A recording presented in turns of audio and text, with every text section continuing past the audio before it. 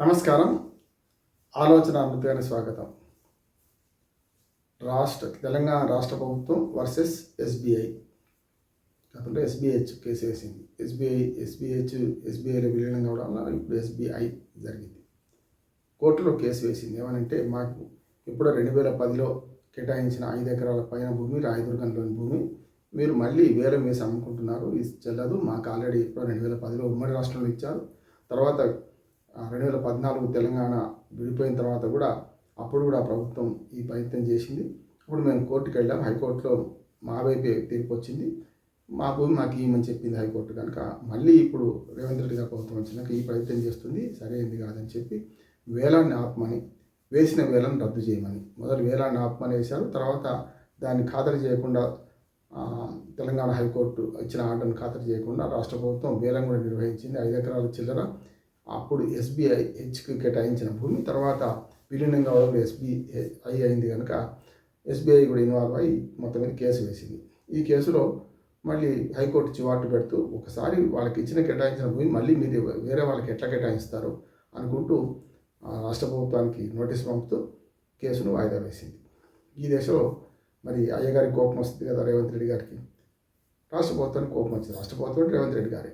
ఇప్పుడు ఇవాళ మీరు మా మీద కోర్టుకు వెళ్తారా, దాని సంగతి చూస్తామని చెప్పి పంతం బట్టి ఎస్బీఐ లీడ్ బ్యాంకు, అంటే తెలంగాణ రాష్ట్ర ప్రభుత్వానికి సంబంధించిన అన్ని లావాదేవీలు ఎస్బీఐ నుంచి జరుగుతాయి. ఉదాహరణకు ఉద్యోగుల జీతభత్యాలు, అట్లాగే పెన్షన్లు, దీంతోపాటు ప్రభుత్వం యొక్క డిపాజిట్లు, అన్ని శాఖల డిపాజిట్లు, ఇవన్నీ ఎస్బీఐ ద్వారా వాళ్ళు చేస్తారు. ఎందుకంటే ప్రభుత్వ రంగ బ్యాంకు ఎప్పుడో 1971లో మరి ఇందిరాగాంధీ గారు బ్యాంకుల జాతీయకరణ చేసిన సందర్భంలో చూసుకుంటే, తర్వాత మోడీ గారు వచ్చినాక మొత్తం బ్యాంకులను మెర్జ్ చేస్తూ పోయారు. అవి ప్రైవేట్ కావచ్చు, లేకుంటే నేషనలైజ్ బ్యాంకులలో దాదాపు 27 బ్యాంకులు ఉంటే దాన్ని ఇప్పుడు 6 బ్యాంకులకు తగ్గించారు. 8 ఉంటే ఇప్పుడు 6 బ్యాంకులకు తగ్గించారు. ఇట్లా మెల్లమెల్లగా మెర్జ్ చేసుకుంటూ పోతున్నారు. అందులో భాగంగా ఎస్బీఐలో మన మెర్జ్ అయింది. ఆ రకంగా ఎస్బీఐ మీద కక్ష సాధింపు చర్యలు మొదలుపెట్టింది రాష్ట్ర ప్రభుత్వం. ఈ సంగతి చూస్తాం. మీ డిపాజిట్లు మొత్తం ఈ ప్రభుత్వం తీసేస్తాం, ఇక లీడ్ బ్యాంక్ హోదా తీసేస్తాం మీకు అని చెప్పి బెదిరించే ప్రయత్నం చేసింది. దానికి కొంతవరకు లొంగి కేసు విత్డ్రా చేసుకోవడానికి ప్రత్యామ్నాయ భూమి, ఈ 5 ఎకరాలు ఇస్తారా, 2.5 ఎకరాలు ఇస్తారా, 2 వాదనలు వినిపిస్తున్నాయి. 5 ఎకరాలకు 5 ఎకరాలు ఇంకో చోట చూపిస్తాం. ఎందుకంటే ఇప్పుడు 270 కోట్ల రూపాయలకు పైగా 1 ఎకరానికి 271 crores మొన్న వేలం పాటలో పలికింది. ఈ రాయదుర్గం ఏదైతే ఎస్బీఐకి కేటాయించిన భూమి పక్కనే ఆ భూమి ఉంటుంది.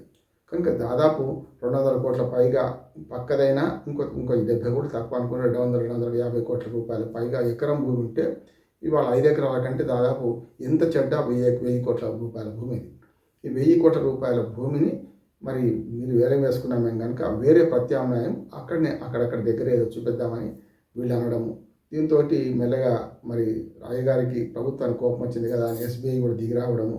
దాంతోపాటు కేంద్రంలో మరి పలుకుబడి ఉపయోగించి కొంతవరకు చీఫ్ సెక్రటరీతో రామకృష్ణారావు గారితో సమావేశం కావడము, ఇవన్నీ జరిగిన తర్వాత చివరికి కాంప్రమైజ్ అయిపోయి మేమేమో మరి 5 ఎకరాలకు వేరే దగ్గర చూపెడతామని కేసు విత్డ్రా చేసుకుంటామని హామీ ఇచ్చారు. కేసును విత్డ్రా కాలేదు హైకోర్టులో. కనుక సంప్రదింపులు జరుగుతున్నాయి. ఈ కేసులో ఎవరు గెలిచారు, ఎవరు ఓడారు? ప్రభుత్వ రంగ సంస్థ ఎస్బీఐ ప్రభుత్వమే ఇచ్చింది.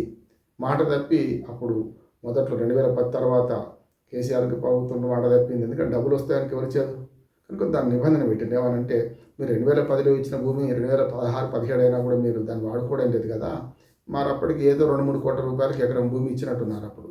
కనుక అతి తక్కువలో ఇచ్చిన భూమి 1-2-3 కోట్ల రూపాయలతో ఇచ్చింది. 200-300 కోట్ల రూపాయలు అయిన తర్వాత మరి ప్రభుత్వం అమ్ముకో ప్రయత్నం చేస్తుంది కదా. ఇప్పటికే ప్రభుత్వం అప్పుడైనా కేసీఆర్ ప్రభుత్వంలో అయినా భూములు అమ్మారు, ఇప్పుడు కూడా ఇంకా అమ్మారు. అది వరంగా చెప్పాలంటే ఇవాళ తెలంగాణకు ముఖ్యంగా హైదరాబాద్కు పెద్ద వరం ఏంటంటే అప్పుడెప్పుడు కాందిశీకుల భూములు ఉన్నాయి. హైదరాబాద్కు చుట్టూ భూములు కూడా ప్రభుత్వ భూములు ఎక్కువ ఉన్నాయి. అటవీ భూములు ఉన్నాయి. అటవీ భూములు పెద్దగా మిగతా వినియోగానికి తక్కువ, కానీ ప్రభుత్వ భూములు ఉండడానికి కారణం ఏంటంటే ఎవాక్యూ ప్రాపర్టీ అంటారు కదా, శత్రువు అని అంటారు కదా. అప్పుడు పాకిస్తాన్కు చాలామంది ఇక్కడ నుంచి జాగీర్దారులు చాలామంది వెళ్ళిపోయారు. అప్పుడు వాళ్ళు విడిచిపెట్టిన భూములు మనకు శత్రు భూములు అంటారు, అంటే ఎవాక్యూ భూములు అంటారు. వాటిలలో ఖాళీ చేసి వెళ్ళిపోయిన భూములు ప్రభుత్వానికి చెందినవి. దాంతో మిగతా ఆంధ్రప్రదేశ్ కానీ మిగతా చోట్ల లేని ఒక అడ్వాంటేజ్ హైదరాబాద్కి ఏంటంటే ప్రభుత్వ భూములు విరివిగా అటుపక్క పశ్చిమ హైదరాబాద్కు చాలా ఉన్నాయి. హైదరాబాద్ చుట్టుపక్కల ఉన్నాయి. దానివల్ల విస్తరణకు మంచి అవకాశం ఉన్నది. కనుక ఇవాళ ఒక భూమి 270 కోట్లకు అమ్మిందని మనం అంటున్నాం కానీ దాని మీద 70-80 కోట్ల వరకు ప్రభుత్వమే ఖర్చు పెడుతుంది. ఎందుకు ఖర్చు పెడుతుందంటే పెద్ద పెద్ద రోడ్లు తీయడం, రోడ్లు వేయడము, మౌలిక వసతులు కల్పించిన తర్వాత కదా, నీళ్లు నిప్పులు ఇవన్నీ ఇచ్చిన తర్వాతనే ఆ భూమికి ఆ విలువ వస్తుంది కదా.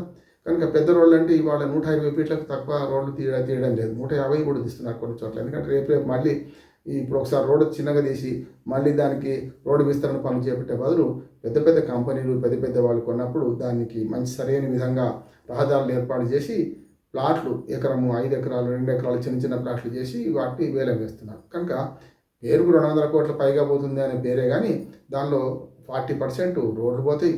అట్లాగే రోడ్లు వేయడానికి అవసరమైన డబ్బు ఉంటుంది, ఇదంతా చేస్తారు, చేసి అప్పచెప్తున్నారు.